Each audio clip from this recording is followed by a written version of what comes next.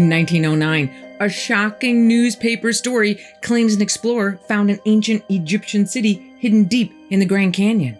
Mummies, artifacts, and mysteries right in the heart of America.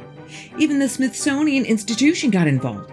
And just as quickly, the Smithsonian said, "Never happened," and stonewalled anyone who asked questions. And the explorer? Well, he was never heard from again. Welcome to the In-Between. I'm Carol Ann, and today we are exploring the deep, dark recesses of the legend cover-up of Kincaid's Cave.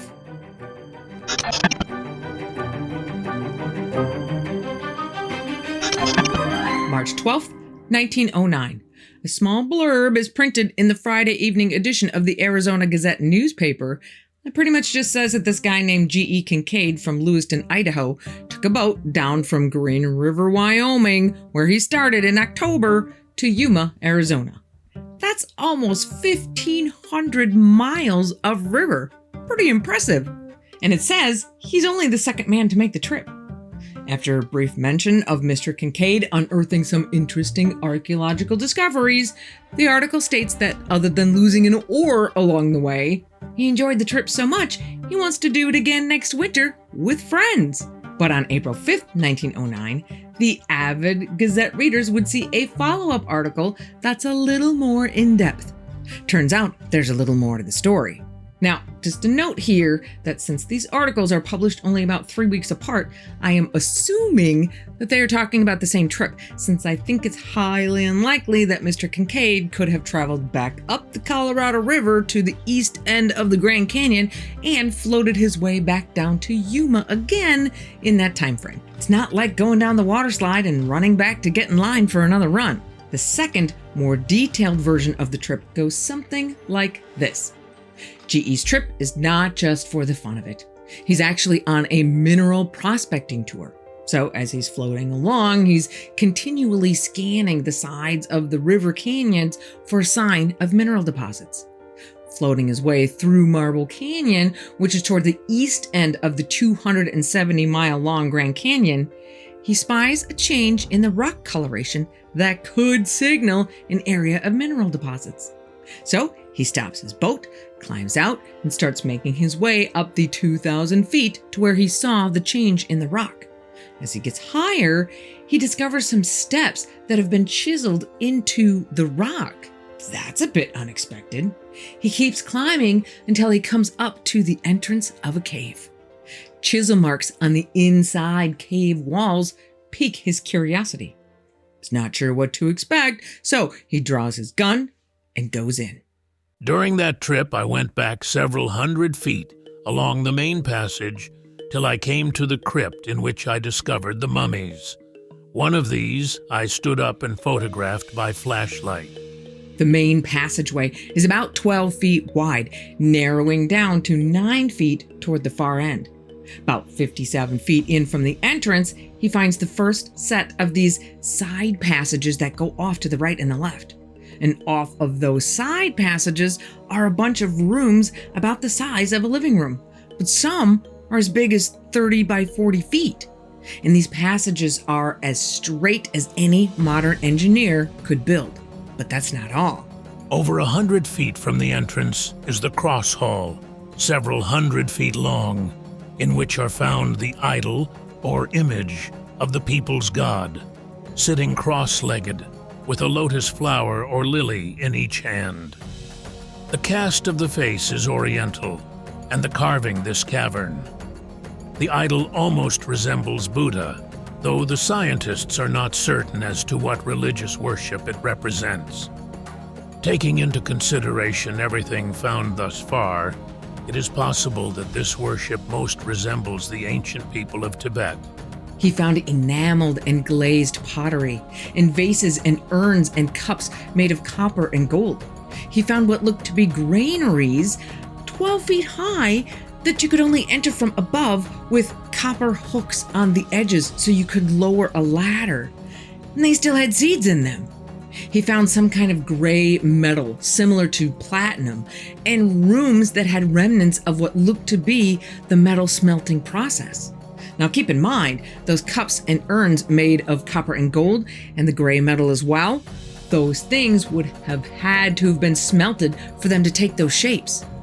Copper smelting started in the Fertile Crescent civilizations around 5000 BC, but wasn't a thing in the Americas until the European settlers brought that technology with them in the 17th century. Yet, Mr. Kincaid also finds weapons, sharp-edged and hard as steel. The tomb or crypt in which the mummies were found is one of the largest of the chambers, the walls slanting back at an angle of about 35 degrees. On these are tiers of mummies, each one occupying a separate hewn shelf. At the head of each is a small bench, on which is found copper cups and pieces of broken swords. Some of the mummies are covered with clay, and all are wrapped in a bark fabric. And interestingly enough, the cups and stuff that are sitting in front of the mummies toward the bottom are simple and kind of crude, for lack of a better term. But as the rows get higher, the items get more refined, like their skills at metalsmithing are getting better over time. Also, all of the mummies are men, no women or children in this particular section, leading GE to speculate that these must have been the warriors, the protectors of the other inhabitants. Another room he finds measures 40 feet wide by 700 feet long. The only thing that's in it are tools that look like cooking utensils, leading him to guess that maybe it was a giant dining hall. That's a big dining hall. Then he finds another huge chamber that turns out to be like the hub of a wheel, a central point from which radiate tons more passageways. By the time he's done, GE estimates that he has discovered several hundred rooms. Given the massive size of this network of caverns, Mr. Kincaid estimates that upwards of 50,000 people could have lived comfortably in this cliffside condo complex. But with all of these discoveries, he does not find any animal bones or animal skins or any other kind of clothing or bedding that would give him any kind of clue as to who these people were. If only they had written something down. They did! Too bad we can't read it. On all the urns or walls over doorways and tablets of stone which were found by the image are the mysterious hieroglyphics, the key to which the Smithsonian Institute hopes yet to discover. The engraving on the tables probably has something to do with the religion of the people.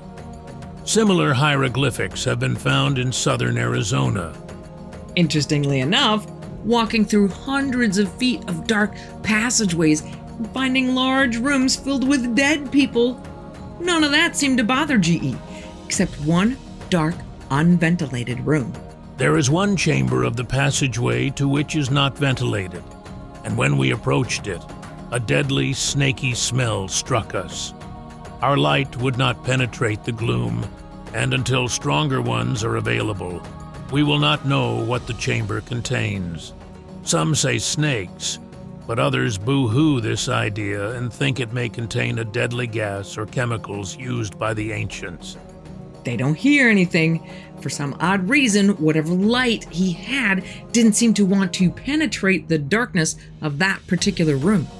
Having no canary to send into the coal mine, as it were, he decided to leave this one room alone, noting that the entire place felt very heavy and creepy.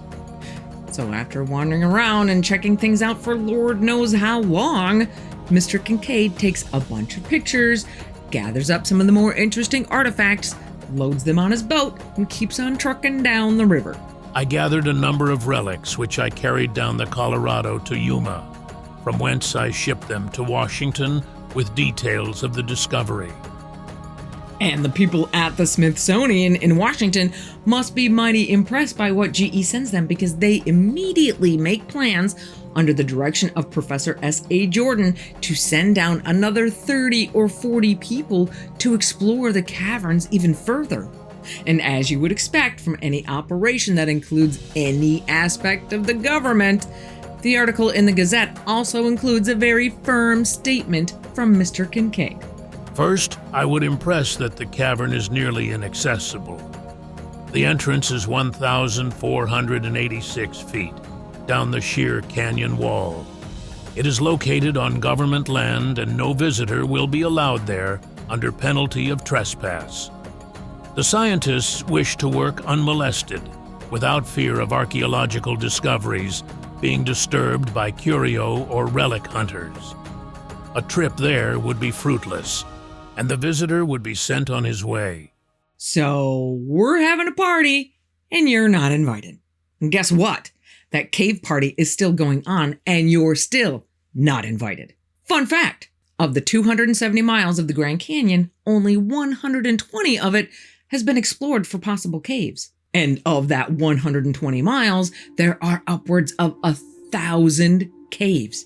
But of that 1,000 caves, only 30 have been really explored and mapped. One of those caves is 40 miles deep. That tells me we have a whole lot of exploring to do. Who knows what we may find? We already have found evidence of another unknown group of cave dwellers that are being called the stick people because they left behind these little stick people of all different sizes that have been carbon dated to at least 3,000 years old. So who knows what else has been sitting there waiting to be discovered? And many of these caves that have been mapped are now fitted with bars at the entrance so no one can get in. Supposedly, this is a measure to protect the habitat of different bats. I don't know about you, but I think bats are doing okay for themselves in the world.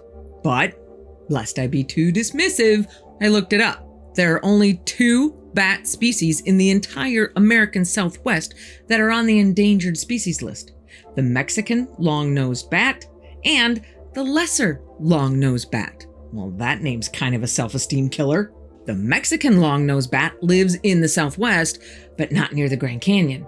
And the lesser long-nosed bat, which does live around the Grand Canyon, has made a comeback and is about to be taken off the endangered species list. So I think the bats got this.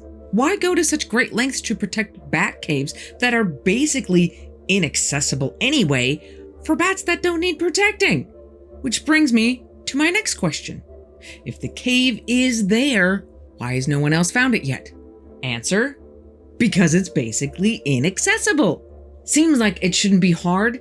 If one person found it, then by now, someone else should have too.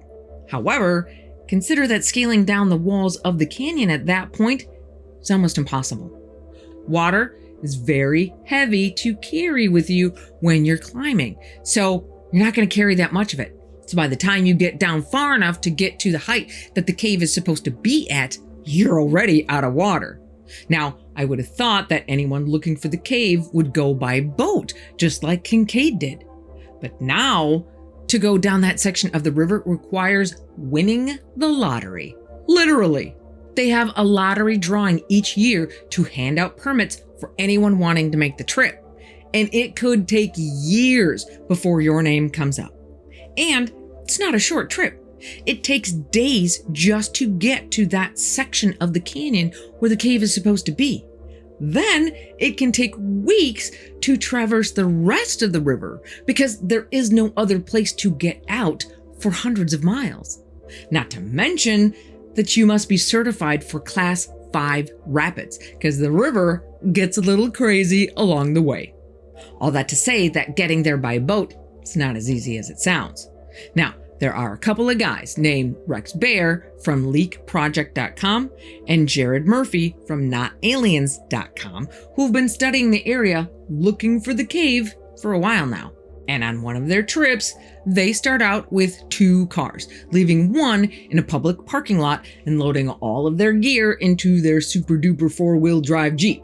Because out in this area, there are no real roads, so you can only get around with a 4-wheel drive vehicle. And they're out there just poking around, seeing what they can see in the area right over the area that the cave is supposed to be in. One of the things that they have is a camera with a super telephoto lens. And what do they spy? A black Apache helicopter with gun turrets looking their way.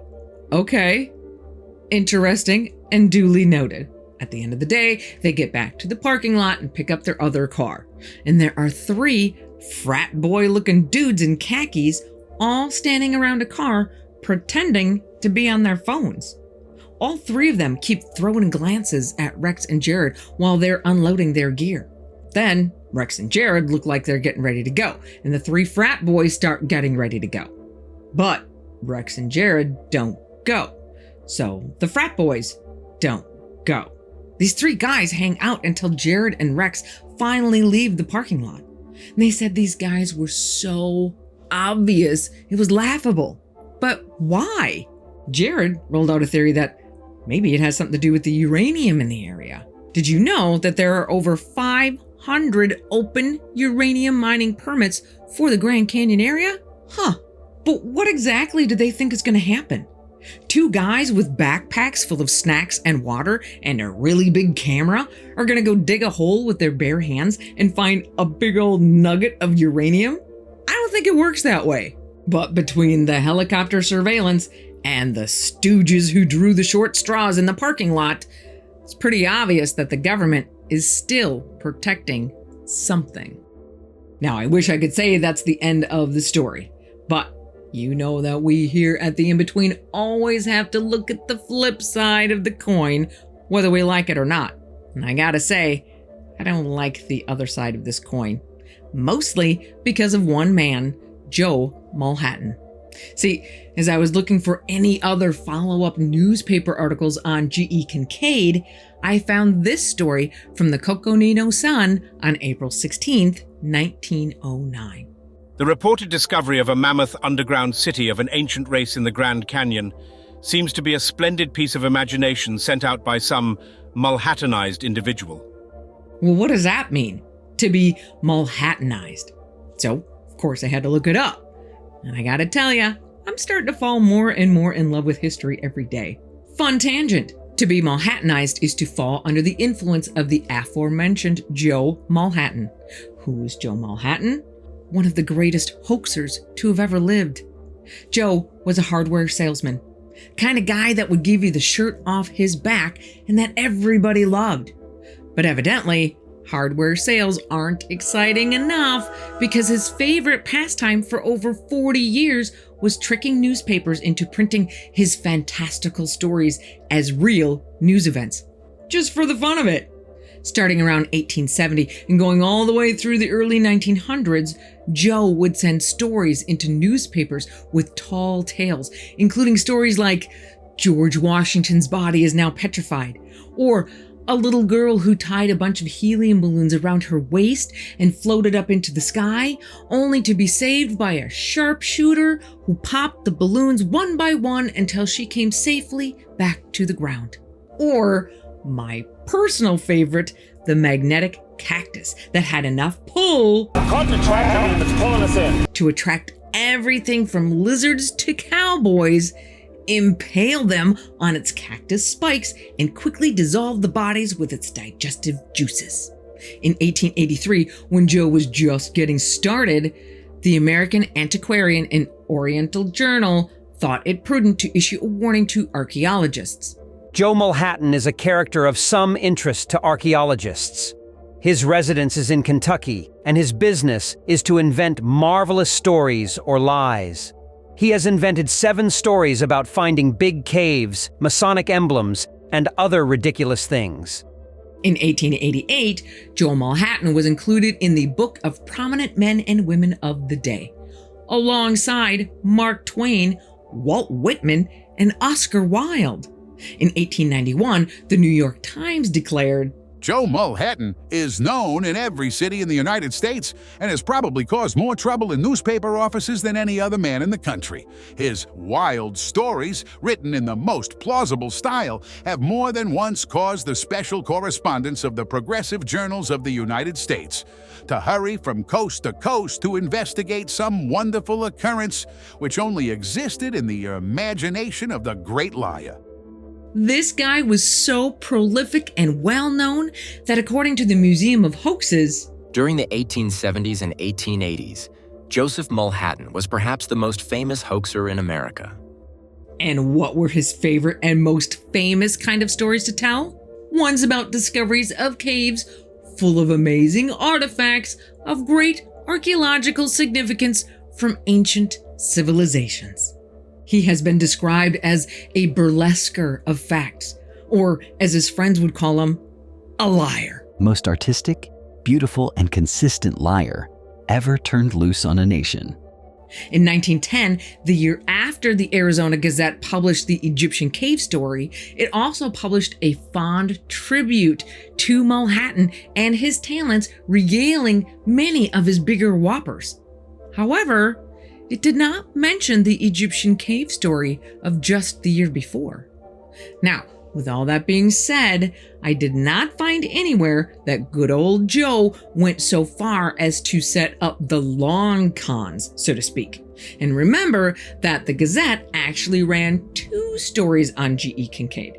So while it could very well be a Mulhattan setup, a 1-2 punch wasn't exactly his MO.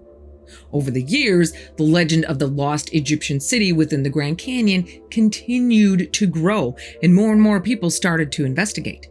Peter Hay of the website sightings.com sent a letter to the Smithsonian asking if they had any records relating to the story. The response he got back? The Smithsonian's Department of Anthropology has searched its files without finding any mention of a Professor Jordan, Kincaid, or a lost Egyptian civilization in Arizona. Big surprise, right? Okay, except that's not true. First of all, I find it extremely hard to believe that in over 100 years of existence that they have never employed anyone named Kincaid.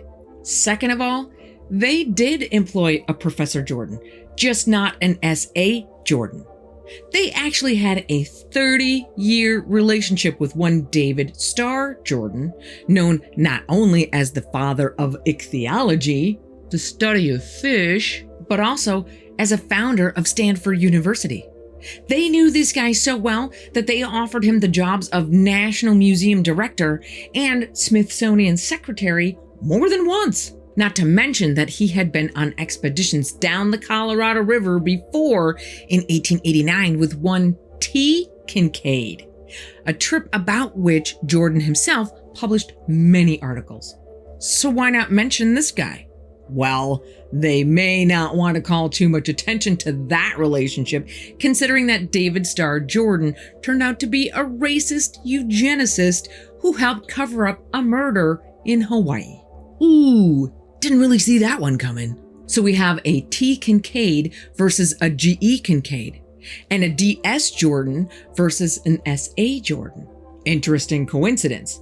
Almost too coincidental. Is it possible that maybe the newspaper just got the initials wrong? Maybe. Or maybe good old Joe Mulhattan remembered reading the articles written by D.S. Jordan a few years earlier and just used those names to give more credibility to his hopes. Unfortunately, that's a possibility as well.